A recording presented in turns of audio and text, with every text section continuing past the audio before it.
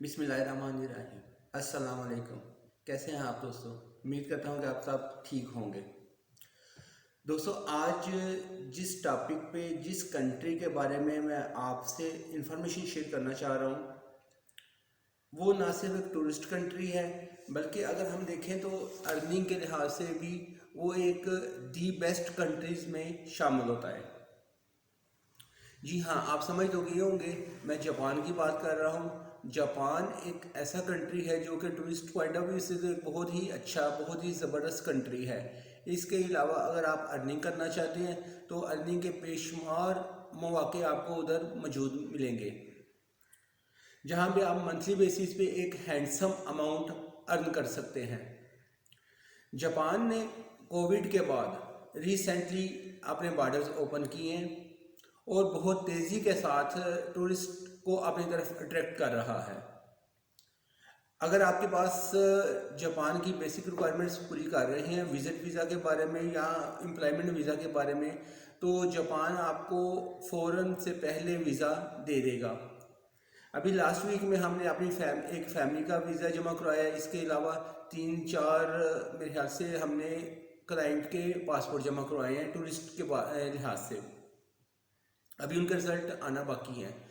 Japan जो country है वो तकरीबन आपको 10 दिन से लेके 15 दिन में आपको रिस्पॉन्ड कर देता है। जहाँ तक जापान के रिक्वायरमेंट की बात है टूरिस्ट वीज़ा के लिहाज से, तो इसकी जो रिक्वायरमेंट है दूसरी कंट्रीज़ के लिहाज से बहुत ही इजी है, जिसको आप ना सिर्फ घर में बैठ के इजीली मीट कर सकते हैं, बल्कि आप एम्बेसी को भी आराम से अप्रोच कर सकते हैं।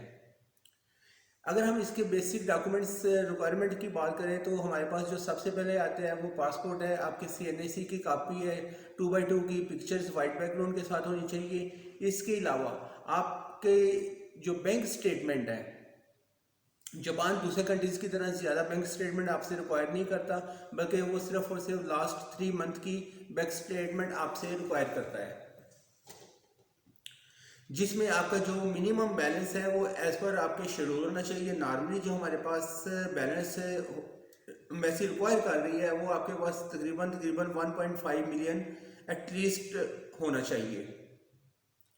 इसके अलावा आपने जापान की होटल की बुकिंग करनी है और उसको एम्बेसी को शेड्यूल भी देना है कि आप जापान में जाकर किस जगह पे स्टे करेंगे, क्या क्या एक्टिविटीज़ परफॉर्म करेंगे और कौन कौन से सिटीज़ में कितना टाइम स्पेंड करेंगे, कहाँ कहाँ आप घूमे फिरेंगे।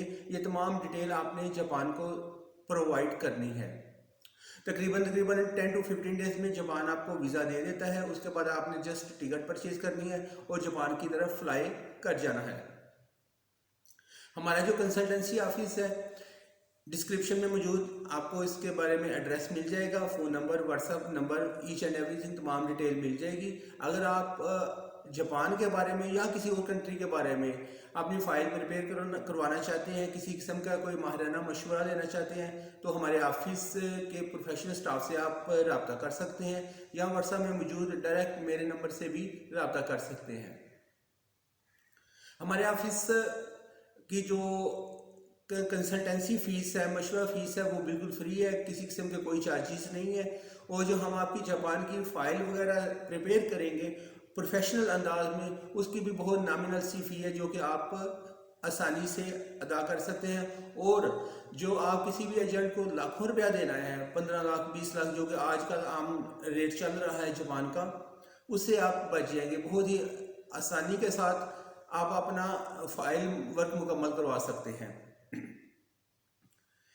इसके अलावा अगर आप जापान के अलावा किसी और कंट्री के बारे में इंफॉर्मेशन लेते हैं तो भी हमारा ऑफिस आपकी खिदमत के लिए अवेलेबल है। आप किसी वक्त भी हमारे ऑफिस से रब्ता करके अपने तमाम डॉक्यूमेंट्स वगैरह as per embassy requirement complete करवा सकते हैं। दुआ में याद रखिएगा। अल्लाह हाफिज़।